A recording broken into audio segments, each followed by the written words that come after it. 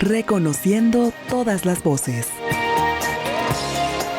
Muy bien, amigos, ya terminamos nuestro recorrido, nuestro transitar por la calle Jiménez. Estamos en el número 42, donde se encuentra la Galería Flavia, a punto de encontrarnos con nuestro invitado del día de hoy y darle la bienvenida y agradecerle también por estar con nosotros. Maestro, ¿cómo está? Muchas gracias, muy bien, bienvenidos. Gracias por aceptar la invitación. No, al contrario, gracias a ustedes. Oiga, ¿el sol es atípico en la capital del estado? Sí, bueno, cada vez menos. El cambio climático siempre ha afectado a todos los países y a los lugares. Pero bueno, ahora disfrutamos de un clima más caluroso en Jalapa. De acuerdo, aunque usted viene de una tierra calurosa, uno de los temas que estaremos tratando hoy en la entrevista con el maestro Manuel de Jesús Velázquez Torres, artista chiapaneco. Estoy reconociendo todas las voces, regresamos en un momento. Reconociendo todas las voces. Amigos de Reconociendo Todas las Voces, qué bueno que continúan con nosotros en esta emisión. Póngase cómodo, prepárese un café. Yo estoy disfrutando del café veracruzano, del café gourmet, del café de exportación, del café de calidad que se oferta, que se ofrece aquí en la Galería Flavia, ubicada en Jiménez número 42, en el centro de la ciudad de Jalapa. Este recinto, que como ya se lo había repetido, está dedicado al arte y al buen café. Ya en plena charla con el maestro Manuel de Jesús Velázquez Torres, artista chapaneco que tiene una importante trayectoria. Hoy compartirá con nosotros conceptos muy profundos, como el hecho de que hay que reeducar a nuestra sociedad para que disfrute del arte. Interesante, ¿no? Maestro Manuel de Jesús, gracias por estar con nosotros en esta entrevista. Es un honor y es un placer para Radio Televisión de Veracruz y para una de sus producciones tenerlo con nosotros a un artista de tal categoría. Muchas gracias a ustedes por venir a Flavia, gracias por permitirme compartir mis ideas, la forma que tengo de ver el mundo, de ver el arte, la realidad de lo que estamos viviendo en Flavia, lo que ofertamos acá. Bienvenidos todos y muchas gracias por estar con nosotros. Al contrario, gracias por recibirnos y compartir con nosotros el buen café y una charla tan interesante, por supuesto. Hace un momento usted me especificaba algunos de los vínculos que considera que son muchos entre el arte y el buen café. Eso es interesantísimo. Sí, yo creo que bueno, a mí el estar aquí en Flavia me ha permitido conocer un poco más del café, conocer y interpretar esta relación que tiene el café y el arte. Y yo creo que en los dos casos hay un proceso que hay que compartir.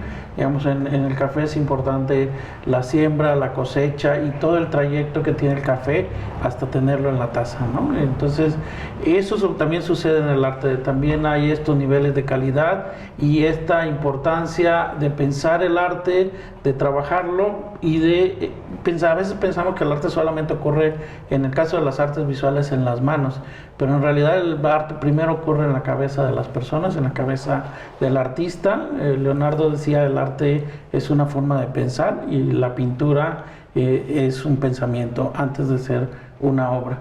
Entonces yo creo que ese vínculo entre el café y el arte está entre el hacer bien las cosas, está en esta capacidad de hacer bien las cosas, pero también está en una ideología, en una manera de pensar, en una manera de hacer, y que a través de eso se logra una calidad. Maestro, el arte entonces está en la cabeza, según palabras de Leonardo. ¿Qué pasa en ese momento en el cerebro del ser humano? ¿Hay una especie de explosión de ideas muy grande, de condiciones extraordinarias? Sí, yo creo que lo que ocurre es una situación que va en diferentes direcciones. Cuando el artista trabaja o pinta, pinta en soledad, digamos, pinta en su taller, pero también hay una cultura que se está manifestando. O sea, cuando yo estoy trabajando en mi taller, no es solamente lo que yo quiero, sino es una manera de ver el mundo, es una visión del mundo. En ese sentido, esa visión del mundo está construida por la sociedad, está construida por lo que somos nosotros como mexicanos, como lo que es mi propia visión del arte. Hay muchos factores que se atraviesan o que atraviesan la obra de un creador, y para mi gusto hay una reflexión que ocurre hacia adentro del artista y que se está manifestando cuando el artista crea, digamos, a través de las manos. Entonces Leonardo decía, la pintura es una cosa mental, es una cosa que ocurre primero en la cabeza y que, digamos, después se da a través de las manos. Entonces, creo que es un conjunto de cosas, es una visión del mundo, es una visión del arte y es la propia visión del artista lo que ocurre en el momento de la creación. Usted tuvo una explosión de esas como la que yo mencionaba, una explosión de ideas y de todo ese conjunto de situaciones que se atraviesan y vamos a decirlo así, de auténtico trinito tolueno a muy temprana edad. A los 12 años de edad usted descubre este vínculo y que el arte sería su elemento hasta los días presentes. Sí, yo tuve la fortuna de ingresar a la Escuela de Artes Plásticas de Chiapas a los 12 años. Mi papá dibujaba, mi hermano dibujaba y yo me sentí un poco, digamos, inútil con las manos para poder dibujar. ¿Por qué decide seguir? Bueno, es algo que además le digo a mis estudiantes, el arte se construye entre el fracaso y el éxito. O sea, no siempre el artista debe estar acostumbrado a que las cosas a veces no salen bien y hay que insistir. Y en general como sociedad, maestro, no nos gusta la palabra fracaso. Sí, pero a partir del fracaso, de la crisis, construyes. Vivimos de espaldas a ella, claro. Exactamente. Entonces es algo que hay que aprender, ¿no? Y eso precisamente te da la disciplina, te da la constancia. Si queremos llegar a la calidad, tenemos que tener constancia. Si no hay constancia, no hay calidad. Entonces, parte de la calidad es superar el fracaso, es decir, bueno, esto no me salió bien ahora, pero lo voy a hacer mejor. Y vuelves otra vez, ¿no? O sea, es un constante ir y venir entre el éxito y el fracaso. Mucho de mi obra actual tiene que ver con eso, con construir, destruir, volver a construir y ahí ir formando un poco lo que yo hago. Pero bueno, de niño eso sucedía. Yo le pedí a mi mamá que me inscribiera en una escuela de artes, me llevó a la Escuela de Artes Plásticas de Chiapas y ahí inicié, digamos, a lo que sería ya a partir de los 12 años mi trayecto como creador. Al principio lo que más me llamó la atención es esta posibilidad que tiene el arte de conectarte contigo mismo, de no solamente estar intentando copiar la realidad o trabajar sobre algo, en ese caso fue un vaso que me pusieron como ejercicio, tratar de copiarlo, sino es esa conexión que tienes contigo mismo, esta posibilidad que tiene el arte de conectarte con tus sentimientos, con tus ideas y con tus propias reflexiones. Hoy, como sociedad, particularmente la sociedad mexicana a la que nosotros pertenecemos, necesitamos pretextos de este tipo, pretextos extraordinarios para vincularnos con nuestros sentimientos. Vivimos como que muy deprisa. ¿Lo considera usted así? Yo creo que sí, yo creo que digamos que si entendemos el arte como una forma de conocimiento y si entendemos el arte como una capacidad del ser humano de poder incluir otros saberes dentro de uno mismo, pues el arte te da esta apertura, esta flexibilidad, esta posibilidad de reflexión que precisamente nos ayudaría a ser mejores seres humanos. Por eso se insiste mucho en esta idea del arte como parte de la construcción de un camino de paz o el arte como parte de la construcción de una persona mejor. Si bien tenemos miles de ejemplos de gente que se dedica al arte que no necesariamente son buenas personas, digamos, sí en general el arte nos da instrumentos, herramientas que nos permiten comprender el mundo de una manera distinta y ser personas mejores. Entonces vamos a repararlo así. Si el arte finalmente sensibiliza al ser humano para un buen vivir, para un buen desarrollarse, para pensar en el prójimo, en este caso, que es una de las partes que se han quedado rezagadas, hay que enseñarle a la sociedad a que la disfrute y a que se involucre en ella. Maestro, situémonos en esos primeros 12 años. ¿Qué pasó con Manuel de Jesús Velázquez Torres en esos primeros 12 años? Era un niño que jugaba, que disfrutaba, que se mojaba. En aquellos entonces en que la digitalización todavía no nos alcanzaba, en que los celulares, en que las tablets eran como de un mundo, de cuento, como de un mundo utópico. ¿Qué hacía usted? Bueno, yo precisamente hoy le decía a mis estudiantes, era un realismo mágico. Estando en Chiapas había muchas leyendas, muchas costumbres. Sí, claro, Chiapas está lleno de leyendas. Finalmente enriquecen, digamos, la primera etapa de mi obra, que permiten pues una imaginación mucho más creativa. Y bueno, yo me consideraba un niño normal, jugaba precisamente fútbol, que habíamos estado hablando un poco de eso. Ok, vamos a remarcar esa parte otra vez. El maestro Manuel de Jesús Velázquez Torres, ¿de qué jugaba, si se puede saber, en qué posición? Defensa siempre. Defensa. Sí. O sea que pocas veces tuvo la experiencia de meter un gol casi. De meter un gol, pero sí anotó en alguna ocasión. No, creo que no. Okay. Pero bueno, tenía un grupo de primos con los que nos reuníamos. Y bueno, a través de esto llego por otro lado a la pintura y me doy cuenta pues que a mí lo que me gusta más bien es esta parte de la soledad, esta parte del arte que me permite estar en contacto con uno mismo. Y digo, en las primeras etapas pues me esperaban mis primos para salir de la escuela y luego ir a jugar, y poco a poco pues me quedo con el arte, me quedo con la pintura y me quedo con esta parte del desarrollo creativo que es el arte. Otra situación a la que tenemos mucho temor como ser humano y también como sociedad es a la soledad. Sin embargo, usted aprende a construirse o a terminar de construirse como artista y como persona con su soledad. ¿Cómo fue esa parte? Sí, digamos, en la sociedad está como mal visto la persona sola, pero no es una soledad ¿estigmatizada triste. será? Exactamente, no es una soledad triste, ni es una soledad en donde, digamos, te forma una persona extraña, sino al contrario, es una soledad festiva, una soledad creativa, una soledad que se requiere además para una construcción mejor de nuestro mundo posteriormente social. O sea, en la medida que el ser humano se conecta consigo mismo, logra entender lo que sucede en su interior y después trasladar esto a la sociedad, pues se logra también una sociedad mejor. Por eso el arte es un ir y venir, ¿no? Un ir y venir del individuo a la sociedad, pero también de la sociedad al individuo. La constancia da la calidad, y la única manera de llegar a la calidad es a través de la constancia. Si no hay constancia, no habrá calidad, ¿no? Es como una fórmula ya bien hecha. No puedo aspirar a la calidad, decíamos, de un buen café, de un buen chocolate. No puedo aspirar a la calidad si no tengo constancia, ¿no? Sócrates decía, el hacer vuelve al arquitecto, ¿no? El hacer arquitectura me vuelve arquitecto, el hacer carpintería me vuelve carpintero, el hacer un buen café me vuelve un barista, o el hacer una buena pintura me vuelve un pintor, ¿no? Es la constancia lo que me lleva a la calidad.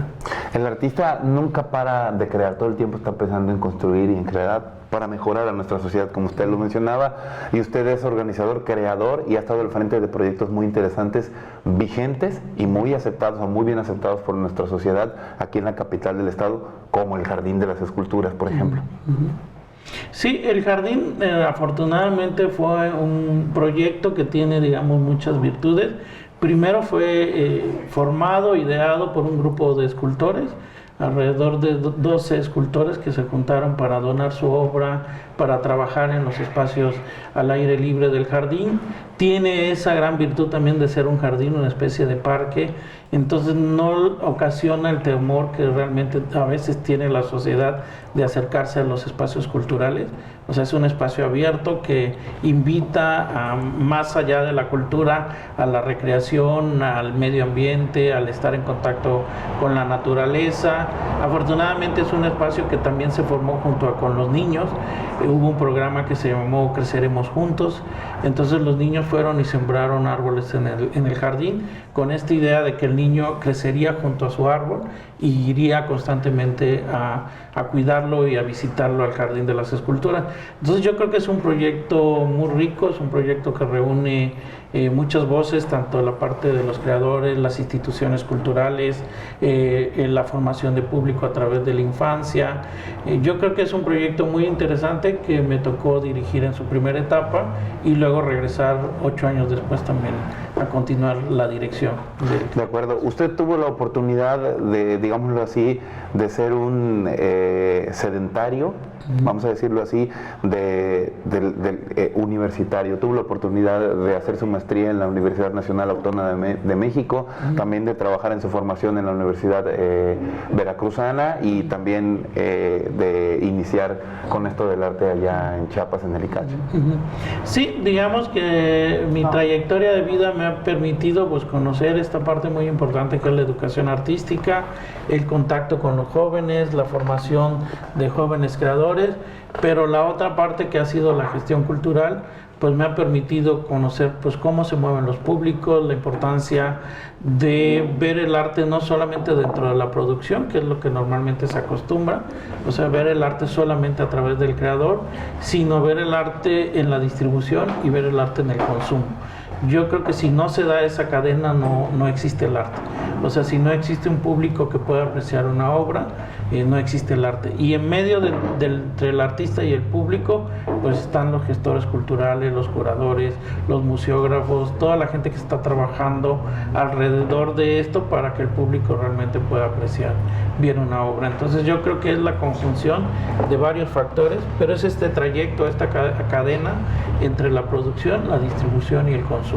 Entonces, afortunadamente he podido estar en toda la cadena, o sea, he podido estar... Usted también se ha desempeñado como gestor cultural y como curador. Así es, y bueno, ahora con la Galería Flavia, pues un poco en el mercado del arte. Entonces, sabemos que el consumo puede ser intelectual, o sea, tú ves una obra y la puedes consumir por lo que dice, por lo que representa.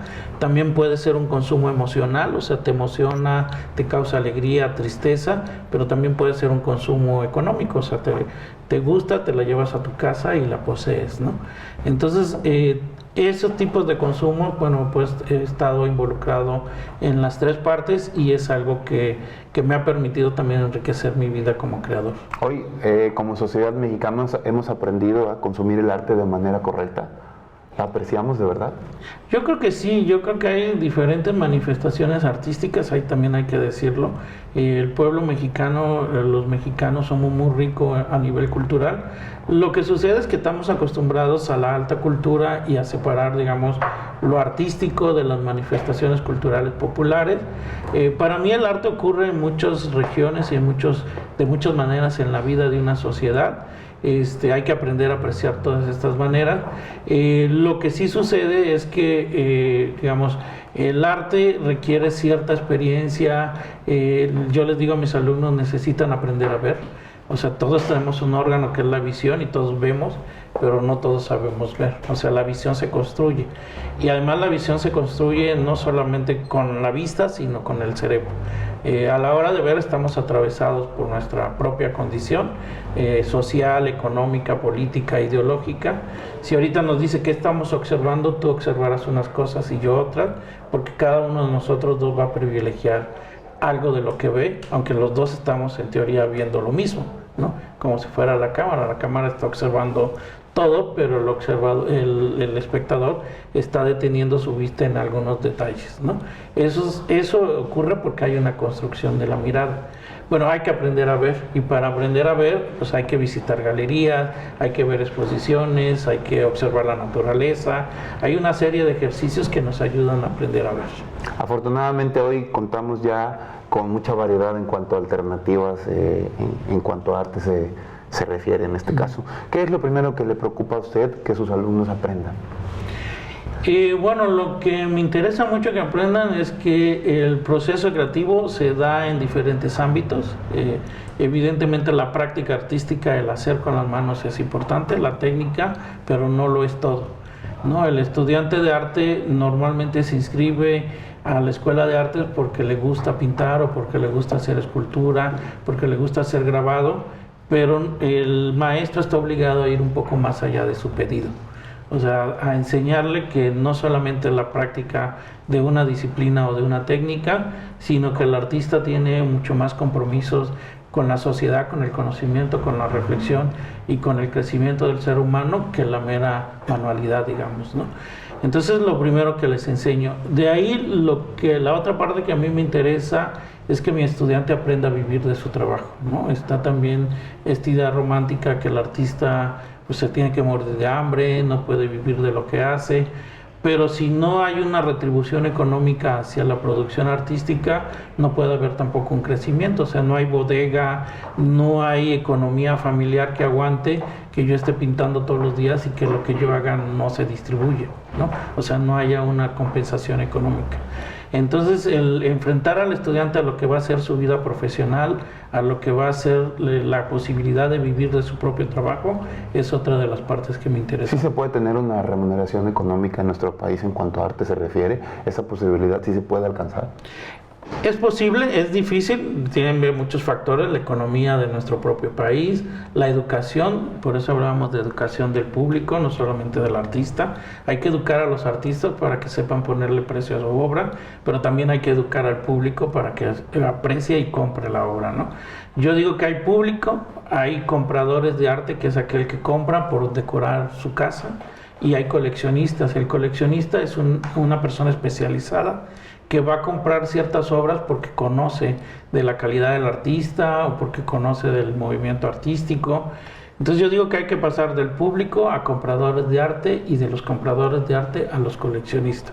Y esa es la única manera en que la sociedad va a poder entender que la inversión en arte no solamente inviertes para tener una producción que decore tu casa, sino que te enriquece en muchos niveles. Bueno, y hablando de esa dualidad de arte y café que mencionábamos al inicio de esta emisión de Reconociendo Todas las Voces, aquí tenemos una de las piezas que es obra obviamente del maestro Manuel de Jesús Velázquez Torres, con un poco de café veracruzano. Por favor, descríbanos un poco de su trabajo que tenemos en esta mesa. Para empezar, la taza que es preciosa, atrapante. Muchas gracias. Bueno, esta es, digamos, mi producción más de diseño o de dibujo o pintura aplicada. Me interesa mucho la cerámica. Lo vamos a poner de este lado. Sí, por favor. Porque me interesa que la gente conviva de manera directa con la obra de arte, no esta separación entre algo que debe ser exquisito y tenerlo aislado de nuestra vida cotidiana, sino al contrario, algo que pueda convivir con las personas, algo que pueda tener un contacto pues más directo y que lo puedas usar, ¿no? Esa es una de las partes muy importantes de esta producción y tengo diferentes aplicaciones sobre tazas, sobre especiero, sobre cuadernos, sobre libretas, pero siempre la búsqueda es de una producción que esté muy cercana a la gente, precisamente en cuanto al precio, pero también en cuanto a la posibilidad de tenerlo en tu vida cotidiana, no ver el arte separado de la vida de las personas, sino al contrario, ver el arte integrado a la vida de las personas. De despertar y verlo ahí. Exactamente. Tal vez en la cocina. Un buen café. Y tomarse un buen café. ¿Qué más tenemos aquí? Bueno, te decía, eso es un especiero, tiene sales de mucha utilidad, artesanales. por supuesto, también. Claro, tiene sales sazonadas. Lo vamos a mover un poquito más. Claro. Y bueno, la gente puede también pues cocinar, puede tener una bonita... ¿Se puede poner de pie? Sí. Sí, por favor. Aquí, ok. Ahí está. Y así apreciar un poco, te digo, pues no solo el trabajo, sino pues los sabores y lo que contienen esta producción de sales artesanales. Y además es un producto familiar. Esto lo hace un amigo mío que prepara con su familia con diferentes condimentos las sales. Entonces yo creo que el hecho también de regresar un poco a la manualidad, a la producción limitada, pero que te da una forma de vida mucho más sensible, mucho más orgánica y mucho más directa, eso también enriquece la forma de vida de las personas y la vida cotidiana. Hablando de arte, por supuesto, de cocina, de gastronomía, las especies están pues muy relacionadas con la comida mexicana. Así es, los sabores, la riqueza de los sabores, la variedad, ¿no? Y que yo creo que eso, hablando de la cultura mexicana, eso es lo que nos representa, eso es lo que nos da calidad también de vida, pues esta cantidad de variedad y de posibilidades que tenemos en nuestra vida cotidiana, no solamente en el arte, sino en la cocina, pero también en los textiles, también en el vestir, también en las canciones o en la música. México es un país rico en ese sentido. De acuerdo, y esta me encantó el título, el tema que tiene aquí, y es que precisamente así nos sentimos los mexicanos. Estas son tazas chingonas. Así es. De acuerdo. ¿Por qué el título? Bueno, me pareció chistoso, me parece que engancha, precisamente quita esta parte de... Muchísimo, yo lo vi a kilómetros, Y nos permite tener una cercanía, una visión, digamos, más chusca y más directa con mi producción, y me pareció una buena marca, manera de llegarle al público. ¿Cuáles han sido las impresiones, los comentarios, las conclusiones que ha recibido en todo este recorrido por el mundo, maestro? Usted ha estado en Países Bajos, en Sudamérica, en Centroamérica, en la Unión Americana, en fin, en tantos lugares, por las personas que han podido apreciar de cerca y compenetrarse y empaparse de su obra. Bueno, afortunadamente mi obra ha sido bien recibida prácticamente en todos los lugares, principalmente en Japón y en Canadá. Creo que con Japón tenemos una conexión en el sentido que es una cultura que también tiene un gran pasado, o sea que es una pintura es una cultura, perdón, donde todavía el pasado está vivo y que han logrado conciliar pues su pasado con su desarrollo tecnológico. Es lo que más me ha sorprendido de Japón. O sea, tú ves personas en kimono y ves personas con sus trajes tradicionales, pero también ves un gran desarrollo tecnológico en su cultura. Entonces esa conciliación entre lo contemporáneo y lo antiguo es algo que me ha llamado la atención y yo creo que ellos han encontrado también en mi trabajo esa conexión y por eso es bien recibido y bien apreciado. Maestro, muchas gracias por haber charlado con nosotros en Reconociendo Todas las Voces y esperamos volver a sentarnos con usted a disfrutar un poco de su obra, de su historia de vida y por supuesto de un buen café. Muchas gracias a ustedes, muchas gracias a todo el personal que nos acompaña y que en realidad hace posible pues esta entrevista y hace posible que estemos acá y espero que haya sido de su agrado. Muchas gracias. Al contrario, muchas gracias por recibirnos en su casa y a usted que hace posible este programa, le agradecemos también por habernos sintonizado y lo invitamos como siempre a que continúe sintonizando la mejor señal para TV Más y Radio Televisión de Veracruz. Hoy tuvimos la oportunidad de charlar con el artista mexicano chiapaneco y también veracruzano ya, ¿por qué no? Manuel de Jesús Velázquez Torres. Hasta la próxima. Gracias. Gracias.